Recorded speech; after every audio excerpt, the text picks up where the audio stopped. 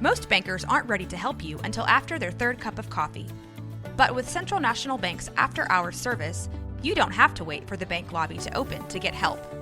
You can contact us from 6 to 8:30 in the morning or from 5 to 10 in the evening, and we'll connect you to a real, live, local person who can answer questions and fix problems 7 days a week. Bank different. Bank Central. Central National Bank. Member FDIC. Coming up on the Payoff, Dave Kushner is best known for being a rock star. He was in Velvet Revolver. He won a Grammy. Now he's even an award-winning composer. Lucky for us, he's an alcoholic with 31 years of what I would call real good sobriety. And that all makes him totally relatable. Dave grew up in Hollywood and ran with some of the biggest musicians ever. But before he was able to shine himself, he had to get sober. Buckle up for a wild ride into recovery and a life beyond Dave's wildest dreams and sobriety. Heads up, this is an R-rated pod. You have been warned. But first, Kevin Souza.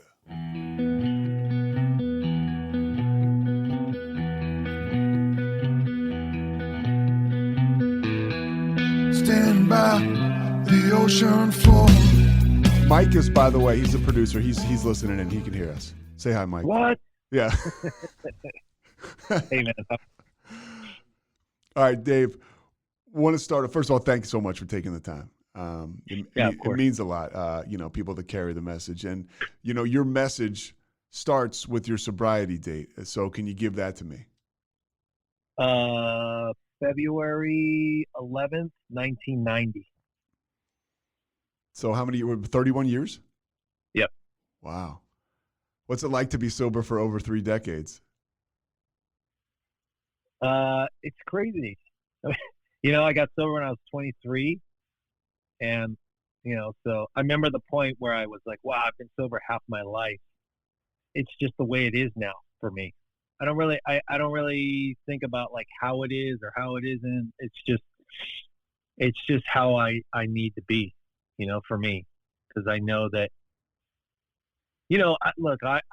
I know in my gut, in the deepest part of my being, that if I started drinking today, after I did this podcast and was like, oh man, it's really nice out and I live in California and it's hot and there's some beers in my refrigerator because my wife drinks, and, I would drink those beers, then start drinking tequila, then probably throw up because I haven't had alcohol in my system for 31 years. Then I'd pass out, and then I'd wake up tomorrow and I'd need a Bloody Mary, to take the edge off. And I would just be off and running, just like that. No, I've never understood like casual drinking or social drinking. For me, it was like, I'm going to drink because I'm going to get drunk. I don't necessarily want to pass out and throw up in your living room, but I want to be drunk. I want to feel the effects of the alcohol. And it was never like a kind of more social thing for me. So just knowing that, I just know that I got to do certain things to not end up there. And you talked about the way you feel or the way that you think, right? You just want to get drunk, like that brain chemistry. When was the first time you got loaded? I think the earliest memory was when I was 12 or 13, and I think I had a baseball coach who was, I think he was only like 19 at the time, and we won like the championship for Little League. And it was funny, dude, because we had yellow and white uniforms just like Bad News Bears, and we all fucking drank beers, like it was totally a scene out of Bad News Bears. And I think that was my first beer. But also, you hear a lot about people that are sober and they're, they talk about like, oh man, the first time I had a drink, I finally felt comfortable in my own skin and I finally took all the edge off of my stress in my life, stress in my life or stress of my surroundings. And that wasn't my experience. I just liked the way it made me feel because everything was like shinier and fun. more fun and more relaxed and whatever. But it wasn't like all of a sudden I felt like I, fit in, or all of a sudden I need this thing for the rest of my life to feel comfortable in my own skin. That just wasn't my experience. But you're 12 years old. You enjoy it, right? At that point in time, you don't feel like you need it. Whether you ever do, we'll find out. It's like the late 70s in LA? What? Yeah. I mean, at that point, dude, I was just playing baseball and football at public parks, and rec leagues. And that was my whole thing, going to public middle school, junior highs in the middle of Hollywood. A couple years later was when I got into punk rock, and that was like 83 or something, when, the punk scene kind of was really like flourishing, I guess, in LA, when all the bands like Black Flag and Circle Jerks and Fear and all those bands were playing like local clubs. And, then that's when it started kind of really, I don't want to say spiraling, but just got a little Spiking. Yeah, it was fucking really got a lot bigger and more able to try out different things and different drugs and different kind of things. So you were in bands. You're a performer at a young age. Did you find yourself the drinking and the usage kind of progress? Not necessarily. Like I was in bands and stuff, but a lot of it I was just going to clubs, and hanging out and being a little punk rocker. And so you're just like a fan. Yeah. Well, I don't want to. Yeah, I mean, I was just into going to clubs. And the punk rock scene, they weren't really fans. You were a part of that scene. Yeah, I think so, because it was like everyone was kind of on the same level. You know what I mean? Like the bands would get off stage and then they come in the crowd and then they just hang out, and everyone was kind of, because it's kind of the antithesis of that putting something on a pedestal kind of mentality. It's like everyone's one. And I just hung out a lot, see the same group of people. We're all friends. We go to see bands. We play in bands. We drink. We, do drugs at clubs. And did you feel like at any point during this time, and this is maybe before you perform or start performing, that you're starting to just kind of use it to feel better? Or you're using it to be in front of people or in relationships? I didn't consciously do that at that point. It's so weird, man. When it really, I remember like being in like ninth grade, maybe, is where I started like smoking pot and drinking more, and like after school, sometimes even before school. And it was just something that was fun to do, that made me feel different and relaxed, and, like why people just smoke pot or whatever. And, and then the harder drugs just were so readily available in that scene, so easy to get and so inexpensive. And there were so many people at those clubs that just had stuff, whether it was acid or PCP or pills or whatever. And hardcore, yeah, coke, heroin, whatever. And so people just did it, and it was just kind of like, oh, this is going to be fun, and really that was the mentality. And it was fun until it wasn't, later.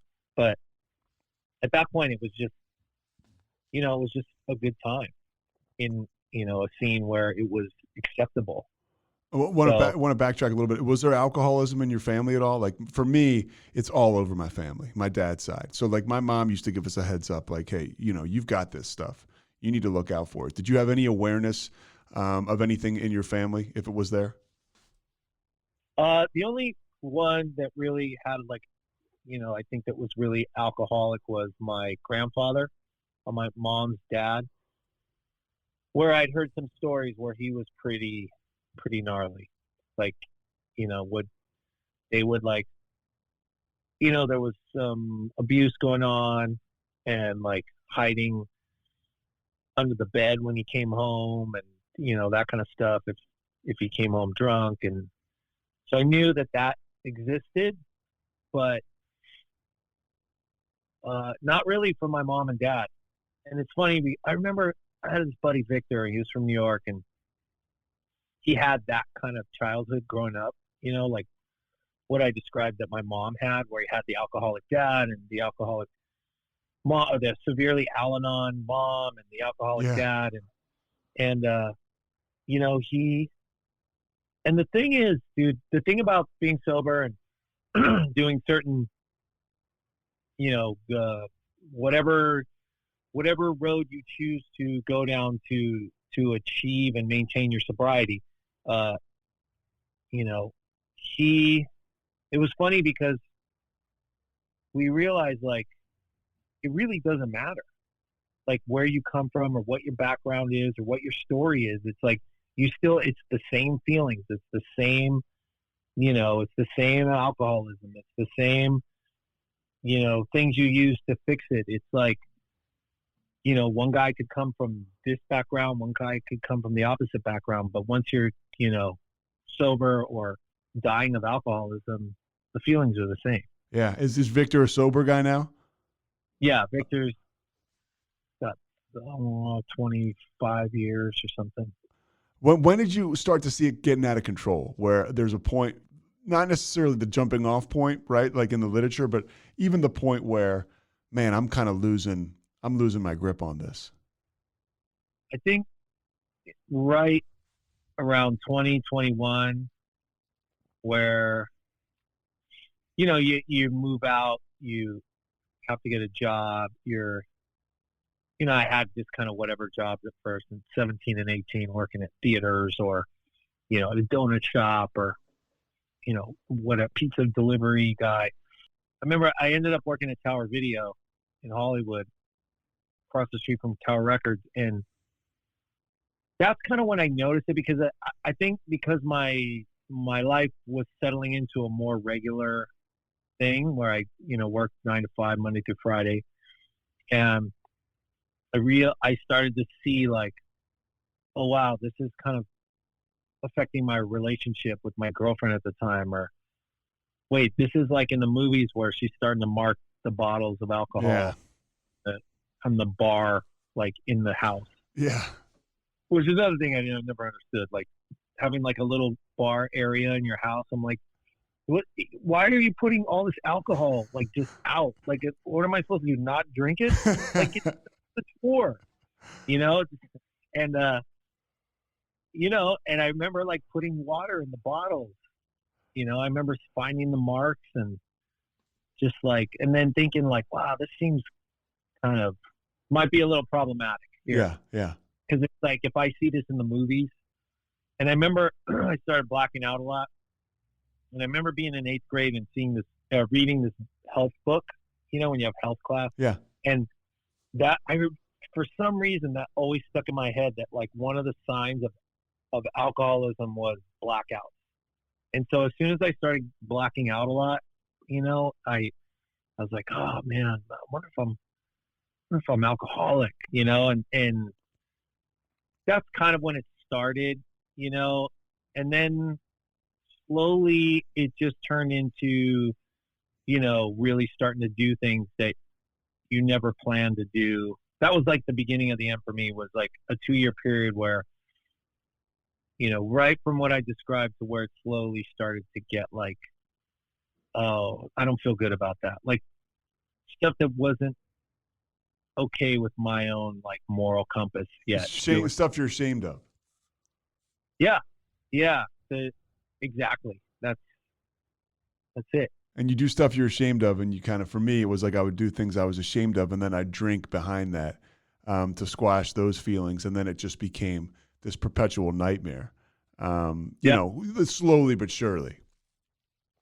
Yeah, same thing for me, exactly. The last 2 years was just like waking up to exactly what you just described. You wake up, you're like, forget what you did, or I had a roommate at the time, same guy that I lived in that same guy I played on that little league team with, and he would either just give me the disapproving head nod, just like, dude, what, tell me what I did, and there was a point too, where I just that's when I really just started drinking like every day, all day long, period. Blackout, pass out, wake up, drink, go to work, drink all day, pass out. That like for the last 2 years, that was every day of my drinking. Were there consequences over the course of those last 2 years? Anything major? For me, it was like, there was all, like you said, there's all the shame.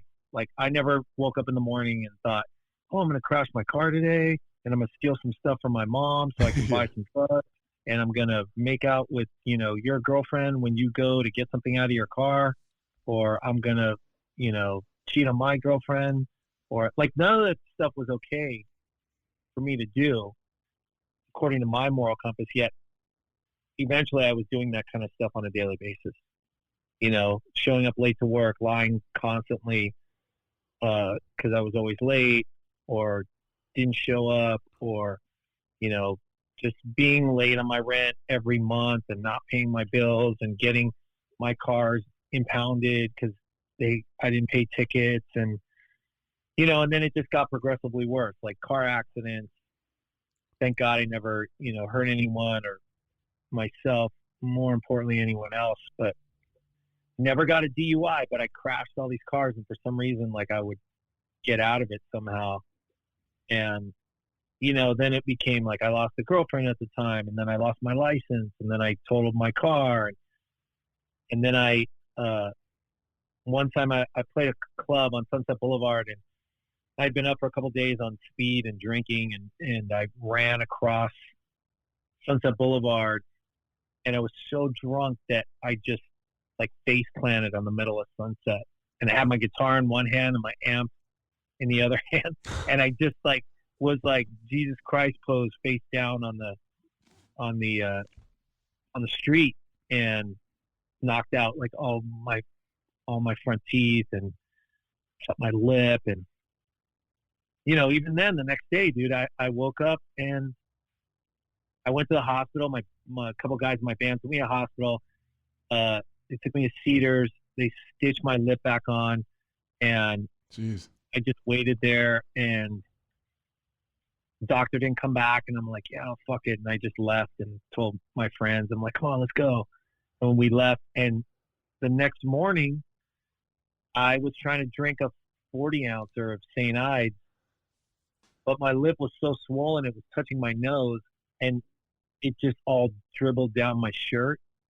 So, like, I found a straw in my apartment, and I was laying sideways on this couch that was really low to the ground with the St. Ides 40 on the floor and a straw, drinking this fucking, this St. Ides, because that's what I did. Kept drinking for another 6 months after that. How hopeless are you feeling? Oh, I wanted to either put a gun in my mouth, which I would never do just because I didn't have a gun or have the guts. But you know what, man? It's just like I wanted to unzip my skin and crawl into a fucking drain pipe and just die in the drain pipe because I hated myself. That's the bottom line. I hated who I had become. I hated, it wasn't any one huge thing. It wasn't me knocking out my teeth. It wasn't me losing my girlfriend. It wasn't me crashing my car. It wasn't me like, my mom would still talk to me, and my dad, although you could see the kind of disapproval. But there's certain people that didn't want to be around me because I was the drunk that would that was kind of happy, but I would like if I saw you in a parking lot of a club and I hadn't seen you in a long time, like I would run and like tackle you. Yeah, I used to do that. Yeah, uh-huh. Yeah. Like, oh, dude. And then my knees are bleeding, and then I'm passed out. Someone throws me in the back of a pickup truck and drives me home and whatever. So it was just a culmination, of just like day in and day out of that thing you described, that shame, and then more shame, and then more shame, and then more, until, I'm like, I just hated myself, and I didn't see any way out of it. And I was totally hopeless. Just following you and listening to you, you have that first drink when you're 12 years old, you're playing baseball, and you just won a championship. And you said you didn't do it because you felt uncomfortable in your own skin. But then you get to this point, right? This monster that's addiction, where and you want to be anywhere but your own skin. And it's because of this stuff that you thought was a good time. Or, for me, my brain told me this was going to be so much fun. And then I needed this, and then I deserved it. And then all of a sudden I couldn't stand anything, including myself. I've heard this thing about this concept of, there's like a line between heavy drinker and alcoholism. And, I just wish, well, I don't think even if someone showed me the line, I would have stopped there, at that point. I'd just been like, okay, cool. And then just kept going. But there was a couple times in that last 2-year period where I did like try and stop, But another thing that happened was, so I had that roommate, his name was John, and he was from my little league team. He was my best friend. And then his sister lived across the street. His sister would come over and we'd all drink together, and she would take pills and stuff. And she actually OD'd in our apartment, and she got sober before I did, like 6 months. And she, she lived, with the paramedics came and took her to the hospital and whatever. And, even then I was like, and she would come over and say like, hey, I'm going to, that I'm going to a meeting. And I'd be like, oh, all right, that's cool. And she'd be like, come on, you should go. I'm like, just get the fuck out of my apartment. Yeah. Like, I'm not, why? Even though, I should have gone, or I was dying and bloated, gained like 25 pounds and busted teeth, and I was a wreck. And are you playing a lot of music at this time? Yeah, I was actually in a band called Wasted Youth. Okay, so you're experiencing success in your professional career, but your personal life is in the toilet. Yeah, I don't know, like not huge success, but yeah, it's like a little punk rock band with a record out and playing shows, and things were. Then I got in another. Oh, and then what happened was, so I'm totally hopeless, don't know what to do. All I know is like every Sunday is the worst day of my life, because I know that on Monday the process is going to start all over again.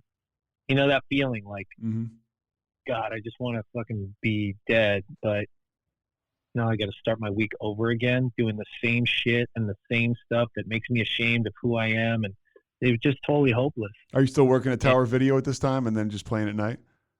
I was, yeah. And I was in another band after that. What happened was, should I get sober now in the conversation? Yeah. Or we Well, you can keep going. You can keep going, whatever way you want to take it. I'm really enjoying this. Well, what happened was, I was in a band with a guy named John, a different guy, John Feldman. He's a producer. He was sober, and he was, while I was hitting bottom in the band, and I would drink at rehearsal or do drugs, and he'd be like, dude, you just not do coke at rehearsal? And I'm like, yeah, whatever. And but he never really got on me, and he just did his thing, and he was doing his sober thing. And I was like, and he was like a really cool example of, like, you want to burn yourself out, or you want to die, kill yourself. That's cool. I'm going to go and I'm going to do my thing. And he ended up being the guy I called, when I was sitting on my couch with alcohol poisoning for the, 20th time. And, I had that moment of, I guess, a moment of clarity, as corny as that sounds, but I was sitting on a couch trying to drink this Miller Genuine Draft, because I knew that that's the only thing in the world that's going to make me feel better. Yeah. But at the same time, I couldn't physically keep it down, because I was, had alcohol poisoning. And I was just sitting there like at this impasse of like, fuck, I can't imagine living the rest of my life like this. But I also can't imagine not drinking for the rest of my life. And I was just, kind of sitting there like with this half-drink beer in my lap and trying to figure out how to keep it down. And I ended up calling John, and I just was like, dude, I think I want to go, to a meeting, and it was great. He was so excited. Like, he was just like, Yeah. really? He's like, okay, well, let's go. Okay, so just don't drink today. I'm like, I already drank. He's like, all right, well, that's okay. Go to sleep, and then tomorrow I'm going to come pick you up, and we're going to go to a meeting. And I was like, oh, okay, cool. And I went to sleep, and then, we went on this shitty little motorcycle he had and just hanging on for dear life on the back, like bloated and busted teeth and long hair and just feeling like, and then I, went, just immediately was like, this is what I need to do. So there was no comparing yourself out when you got there. Like a lot of alcoholics, when they show up, give themselves every reason to leave. You were not like that. You had that gift of desperation. Yeah, I had the gift of desperation. I had the gift of not being that smart as far as, because there's a lot of stuff in certain these programs and stuff where, there's like people that are just too smart, and they try and find loopholes, or they try and find they try and they doubt the process, and they kind of go, well, I don't know. This book's really old, and these guys, like, I don't relate to them. Whatever it is, I was like, I'm fucking done. My life sucks.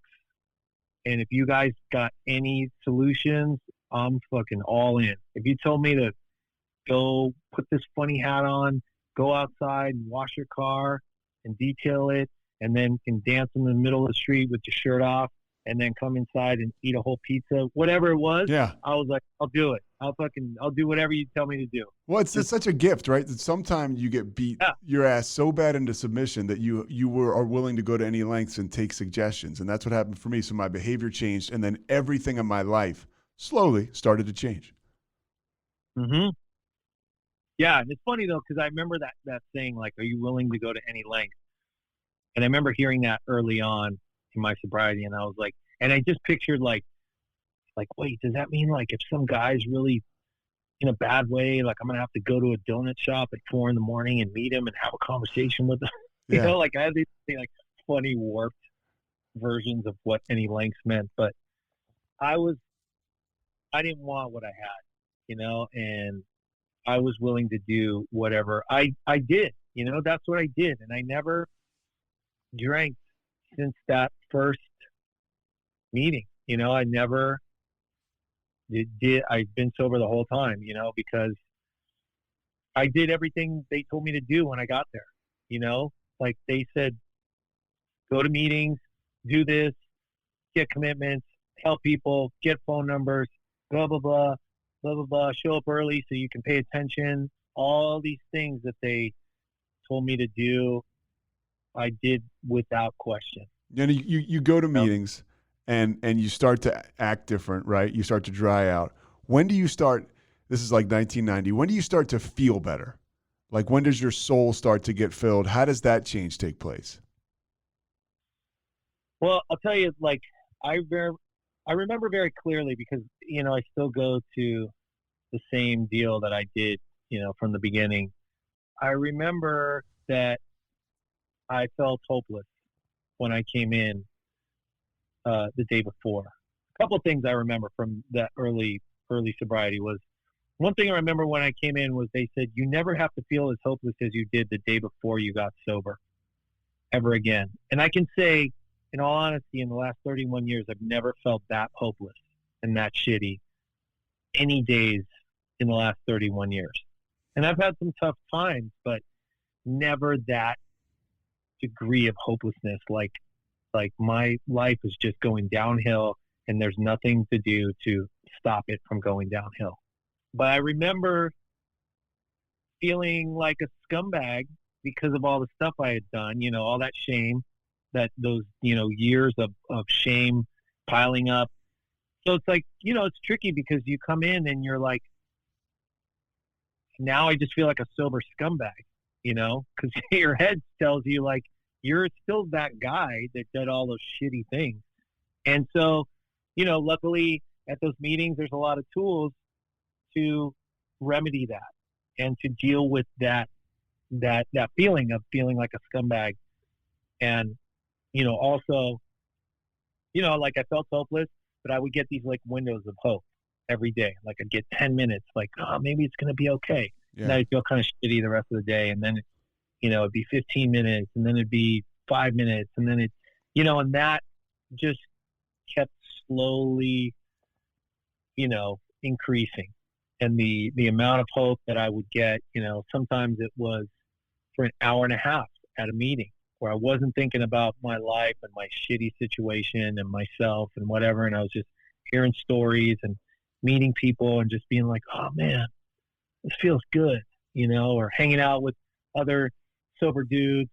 Luckily I was in a band with a guy who was sober. He was in his first year, and then we got a record deal and we got to go on tour together. And I learned so much from that guy because he was really diligent about finding meetings and going to meetings on the road and, looking shit up in the phone book and being like, all right, dude, I found a meeting. You want to go? And I'd be like, no. Every time. He's just wired to say no. And Yeah. he'd be like, all right, cool. Well, I'm going to go anyway. I'd be like, oh, okay, I'll go. That's the best part, when you become wired to say yes and you start to flex that muscle. Like if I go out of town and I travel, I am pretty good at looking it up online, when we could go in person, and just I have smart feet. Just go to the meeting and figure everything else out later. Because a lot of times I've sat outside meetings and been like, I don't want to go in there. These people aren't like me. And like, it's like, just park the car and go inside. And it changes everything. And you do that enough times, right? You've got a body of work to build on. Yeah. I love that thing, dude, smart feet, because it's like I've heard it so much, and it's just like it really is, that contrary action. Like, look, I accepted from the beginning, like I have alcoholism, and it's this thing that lives in me that's trying to kill me, period. The reason I'm talking to you today is because I don't want to die of alcoholism. You know what I mean? Like, that's why after all this time, I'm still, if someone says, hey, you want to talk to, I got a buddy and he does a podcast and it's about, sobriety and blah, blah. And I'm like, okay, cool. Otherwise I'd be like, all right, thanks. I'm good. I'm going to go on with my life now. But I just feel like I know, like I said in the beginning, I still have this thing, and this thing affects my thinking as well, and it's like you perfectly described it.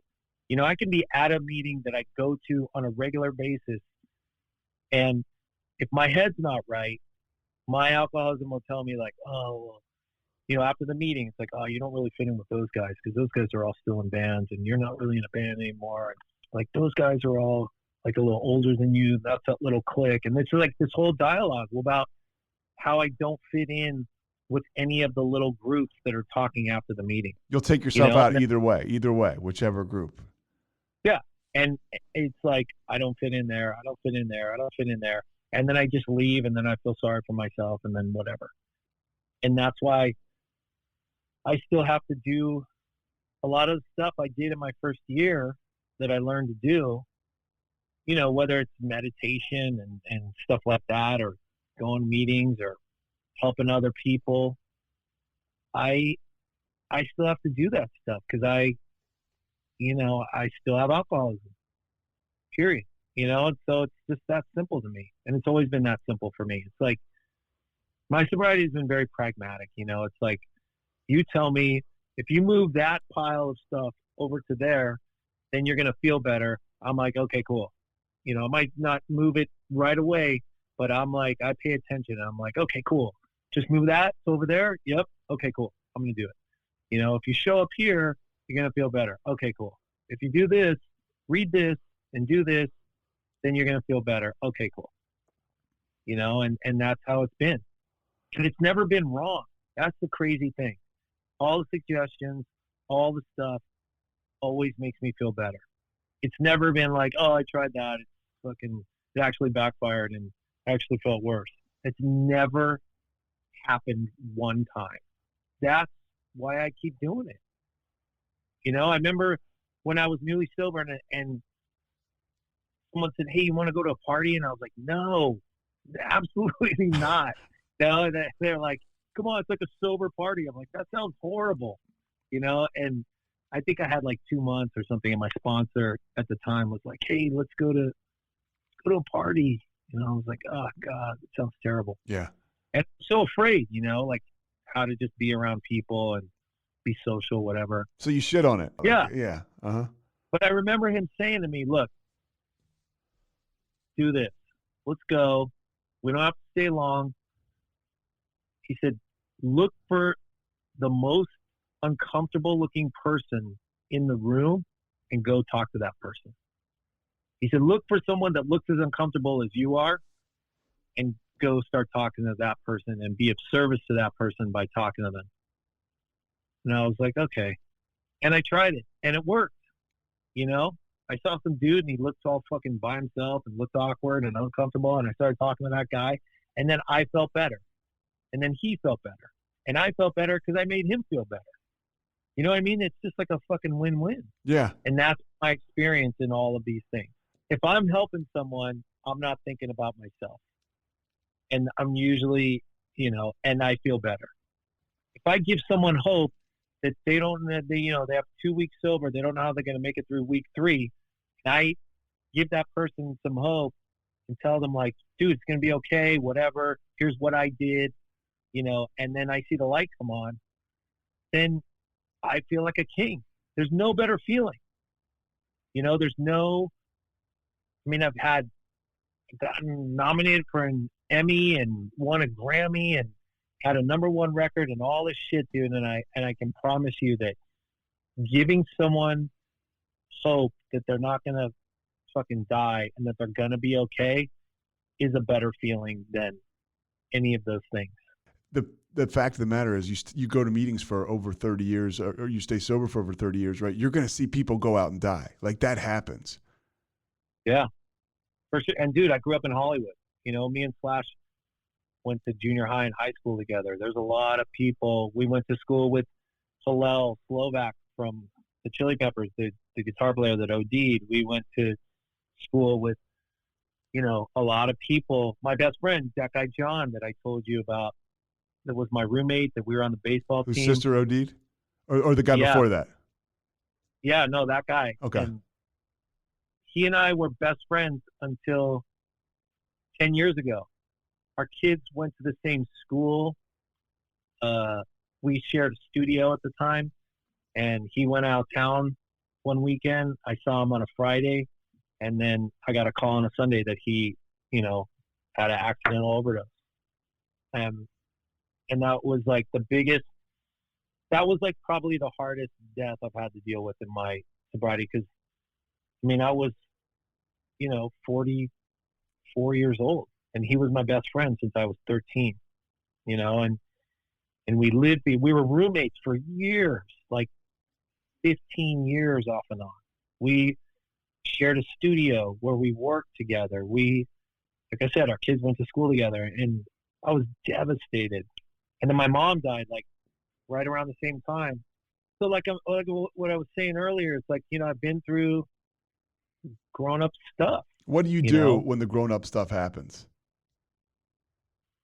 I'll tell you, man, that stuff happened. And then like I had 2 kids right before that. Dude, a year before that, I had 2 kids. My kids were 1 and 3, and my wife got cancer. She had breast cancer, and she had, it was like probably the toughest year of my life because she had a double mastectomy. She had chemo, radiation. Like, she was really fucked up for a year, and I had these 2 little kids to take care of.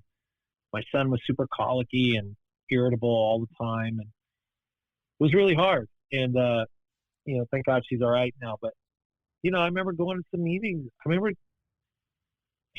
going to this meeting and just being like, and sharing. It was like this crosstalk meeting where it's like a room full of guys, and there's no like leader really or speaker. It's just like a big conversation almost.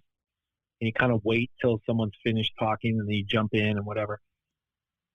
And I remember talking at this one point. I'm like, God, my head, the inside of my head is like a fucking circus right now. Like I can't even think straight. You know, my wife gets mad at me because I don't really show any emotion because I just have my head down and I'm just like all fucking task oriented. Like, you know, I just need to get this done and I just need to, and these kids, and he needs to eat and she needs this and blah, blah, blah. And me and my wife would fight a lot in that period. And then so I felt guilty about that. This older guy in the meeting, like leaned down the row. I was sitting and he's like, "You going to any morning meetings?" I'm like, "Oh God." And this is it, dude. This is a perfect description of alcoholism. I mean, this was like, you know, what, 10 years ago? I've been sober for a while at this point. And I share in a meeting that I have a problem, that I'm really like kind of falling apart here. Some guy who I respect, who has more time than me, leans over and asks me if I'm going to any morning meetings.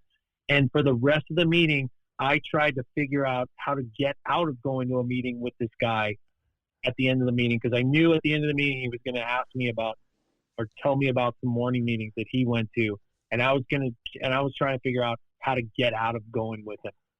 You know what I mean? Like I asked for help, the guy suggesting help, and now I'm figuring out how to take it back and not accept the help. And by the end of the meeting, I was just like, "Dad, nothing." You know, I had no excuse. And he's like, "Oh, I go to this, blah, blah, blah." I'm like, "Okay." He's like, "Why do you get so-and-so?" I'm like, "Okay."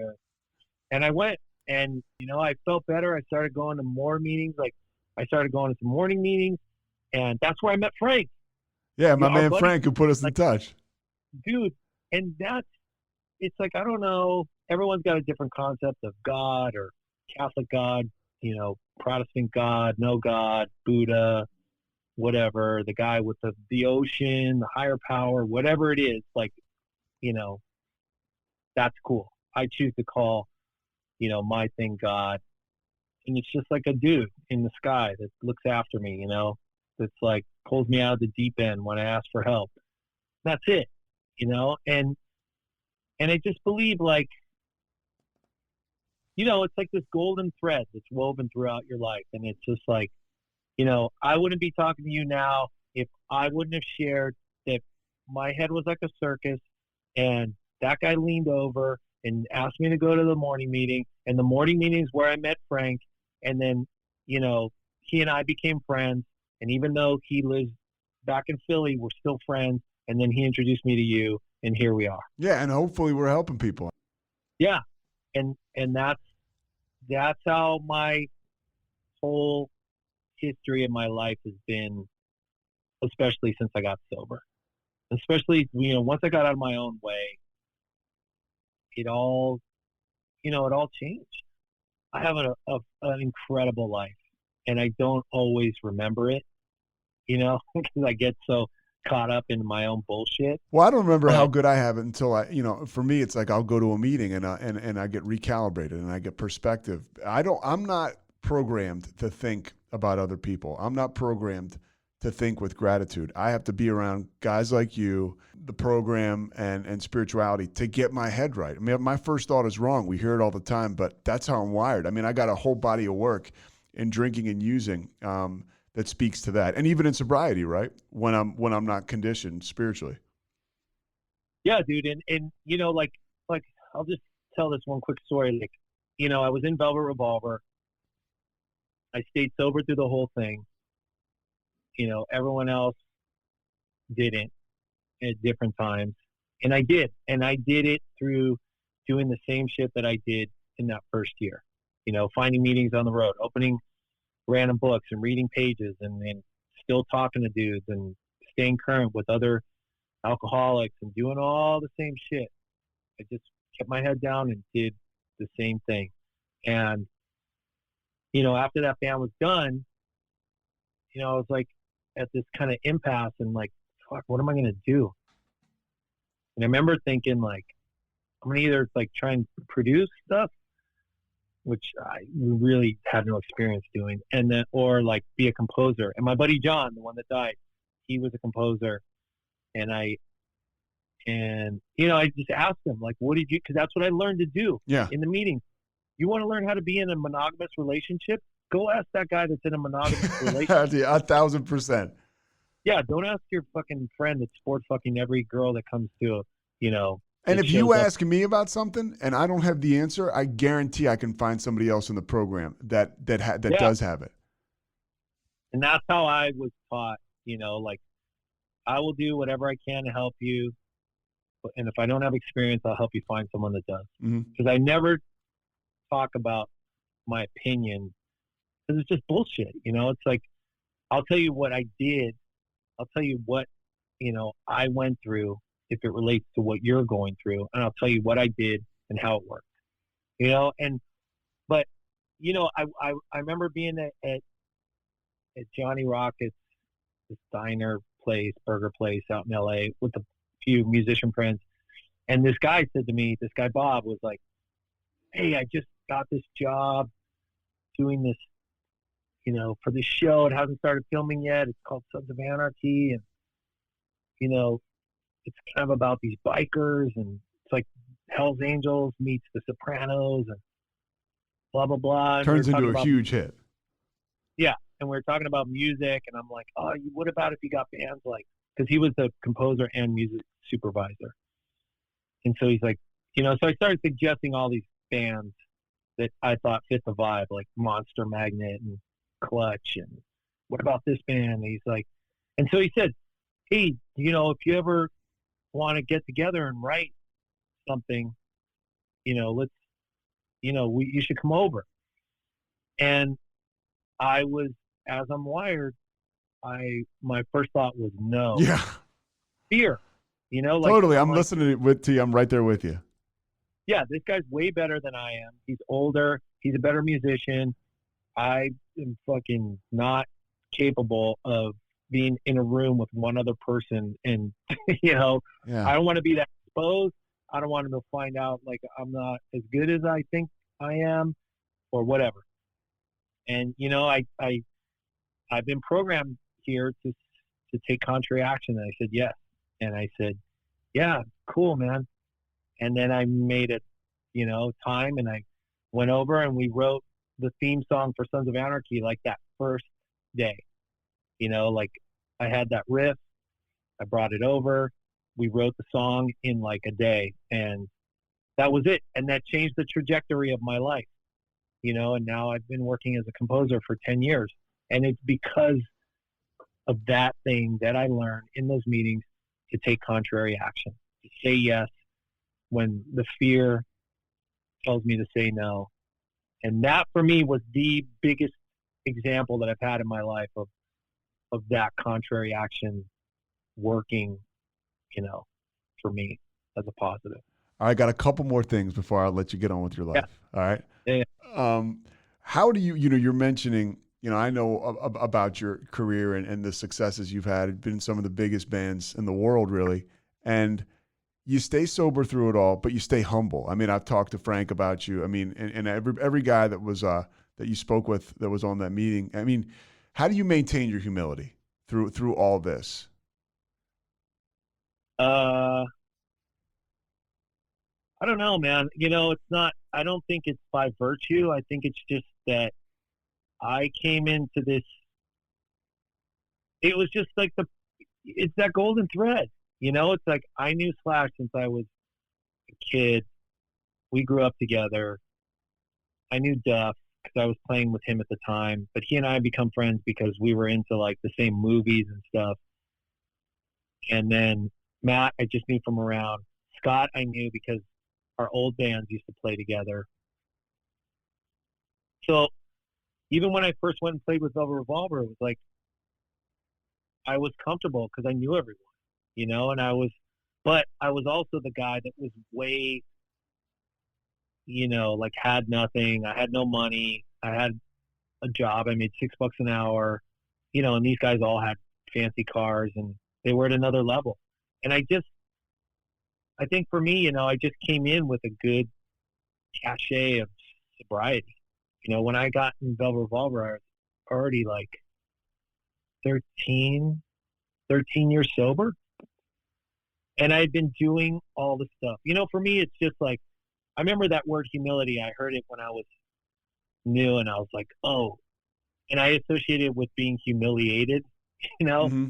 And I remember I looked it up in the dictionary, My sponsor was big on looking shit up in the dictionary, and it said, being meek and being humble, and it wasn't a bad thing, And for me, it was just like, I don't know, I feel like I'm kind of trying to find an answer, but I don't really know. Like I've just always I've never had a huge ego about stuff. I've just not wired that way, and I've I know I'm good at some things, and I know on paper I've had a lot of success, but I don't know. Like I said, I had a lot of years of experience knowing that the better feeling comes from helping people rather than from getting stuff, because the stuff is always temporary, and the fucking helping people is free. Yeah. It's like, I have nothing. I can go to a meeting and help someone and feel better and feel like a king and still have nothing. You know what I mean? Like, it doesn't fucking matter what I have, where I'm at in my life. If I'm helping people, I'm going to feel better. Dude, that's free. I always tell people when I was at the end of my rope, I went to treatment. I had some things going before that, and I get to treatment, and I'm one of those situations, you've heard the story before. You go to a halfway house afterwards, and they tell me I have to get a job, and I ended up working at a Kentucky Fried Chicken, right? I'm like 30-something years old, and it was the most fulfilling thing for me because I would really feel on top of the world. But I had a sponsor. I was going to meetings all the time, and I sometimes look back at my sobriety, and I think that's the best I ever felt. 4 months sober, busting my ass, just being grateful to be working the drive-through window. So if I'm having trouble today, I got to figure some stuff out. Yeah, it's great, dude. I love that. And it's that. It's like I've had the same sponsor, like some dude that helps me with everything, and for like the last 28 years, same dude. He's from Jersey, Italian dude from Jersey. And I remember when at 3 years sober and I first started working with him, and he goes, man, now that you're sober, man, your job is to be of love and service. And I was like, what? And he goes, that's your job, man. Just be of love and service to people. And I was like, okay. And I remember I would call him and I'd be all upset and I'd be like, oh, this fucking guy, blah, blah, blah, blah, blah, blah. And he'd be like, what's your job, man? And I was like, oh, service. And it's that thing, dude. It's like exactly what you're talking about with 4 months at KFC. It's like, if I can get out of my own way, put my ego aside and just think, how am I going to help this person? And if I live my life like that, and obviously I'm no saint and I fuck up all the time and I, yell at my kids sometimes or fight with my wife and whatever. But if I can always, do the work to recalibrate and go like, okay, how am I going to, like right now, I'm in my studio, it's in my house. How am I going to walk out of this room and help my family? How am I going to be of service to whoever I run into first?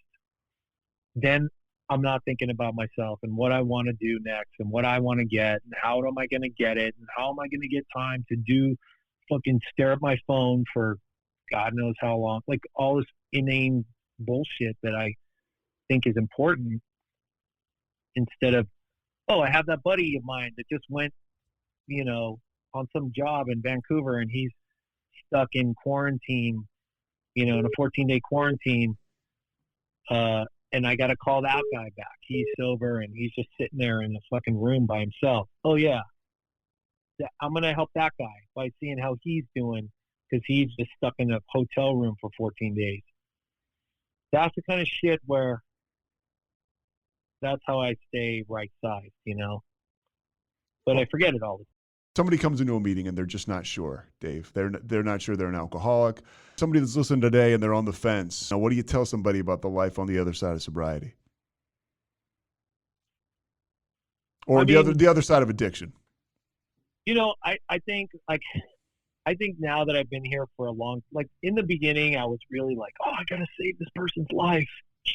Really, it was really like a heavy thing for me. I remember I had a girlfriend and she was like, there's this guy and he's at the treatment center and he's going to leave. And, I gave him your number and I was like, oh no, what am I going to do? How am I going to save his life?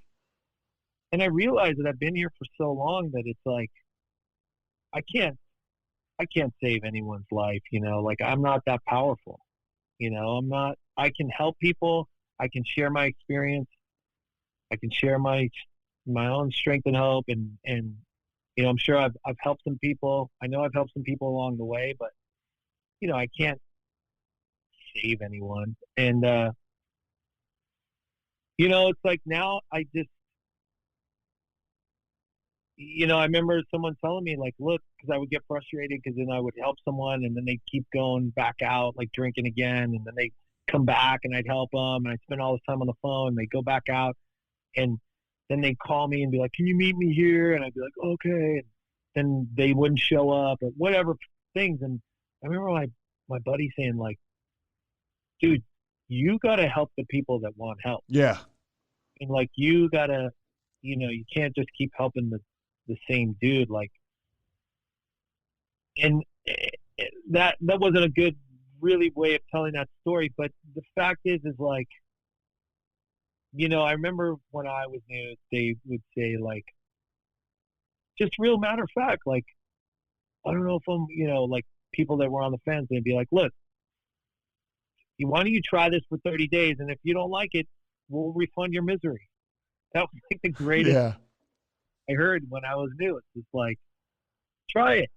If you think you're alcoholic, you probably are alcoholic. If you think you have a problem, you probably do. And what's the worst that's going to happen? You might feel better if you try it for 30 days. And if not, cool. What have you got to lose? It's that feeling exactly the way you feel now, which is the reason why you're here. What's your life? What's your life look like if you're still drinking and using? Oh, I'd be dead, dude, for sure. Are you asking me, like, me? Yeah, I mean, you just answered it. I mean, that's my answer, but I'm always curious to hear what people might say. It's exactly what I described. I'd be off and running. I'd drink today. I'd throw up. I'd go out tomorrow. I'd drink a Bloody Mary just to take the edge off. I'd drink all day long, and then I'd look for some Coke so I could stay up longer, so I could drink more. And then I'd think, like, oh, I never tried ecstasy. I should get some of that. And like, and I'd be shameful right away because I'm have to tell my wife and my kids, like, or hide it from them. And then what? I'm driving. So then the only time I could drink is whether I'm in the house and I'm hiding it from them, or I leave the house and then who knows what's going to happen. I end up in jail because I killed someone in a drunk driving accident, or it's like I'm embarrassed and ashamed to say, like, like I used to drive with and I would see 3 of everything. I would have to close one eye, because I would, just so I could drive. And it's like, thank God I didn't hurt anyone, thank God. And, so that's what I did. I don't have any delusion that I wouldn't start off right where I left off, because that's been my experience. There's once in a while I see someone that goes back out and drinking and does the right about face, and they're cool, and I'm like, all right, that's cool, man. But for as long as I've been around, living in the same city that I grew up in, it usually doesn't work out that way. It's like, it usually works out where jails, institutions, or death. They either end up back in rehab, they go to fucking jail, or they die. Yeah. And unfortunately that's been my experience way more than, I just decided I don't want to drink anymore. I'm cool. All right, cool, good.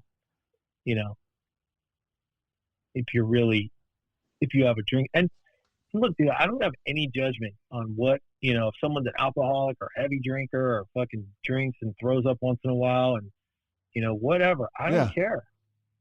Like, if you think you're alcoholic, then I don't know, maybe you are. Like, that's cool. If you want some help, I'll help you. If you don't, that's cool. I'll still talk to you. I'll get.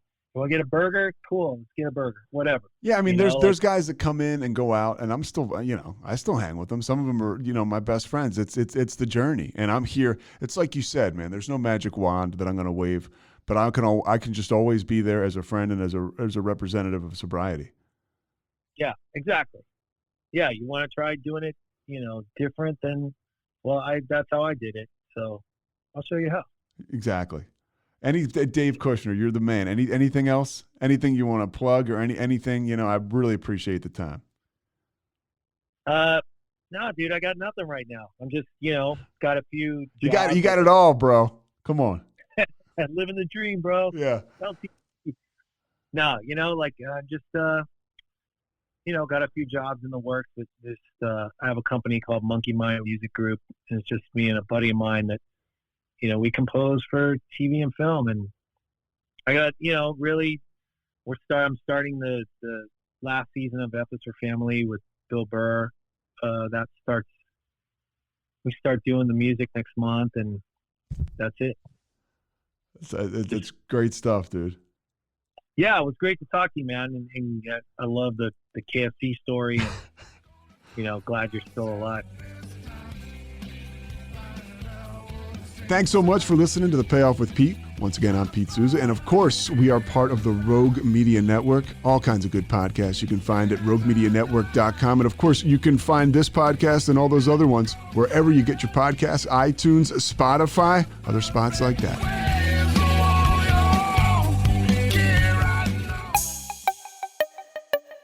This has been a Rogue Media podcast.